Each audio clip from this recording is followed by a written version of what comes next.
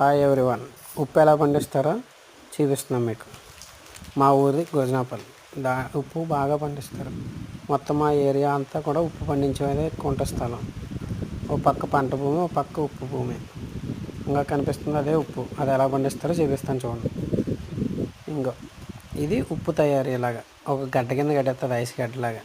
Ice deep ఫ్రిడ్జ్లో పెడితే అలాగా ఐస్ తయారవుతుంది. ఇది కూడా అలాగా వేడికి వాటరు పక్కన చిన్న గుంటలు లాంటివి ఉంటాయి, దాంట్లో హీట్ అవుతుంది. ఆ వాటర్ని దీంట్లో ఉప్పు మళ్ళీ పట్టిస్తారు. అలాగే ఇంకా దీంట్లో వాటర్ని ఆ మళ్ళీలో పంపిస్తాం. పంపించిన తర్వాత అది అలాగా 2 రోజులు ఎండిన తర్వాత అలాగ ఒక థిక్గా పడుతుంది. పట్టిన దాన్ని కట్ చేసి గొట్టు మీదకి లాగి ఇక్కడ తెచ్చి ఉప్పు రాసి కింద ఇలాగేస్తారు. నైట్ పూట చూస్తే మంచు కొండల్లో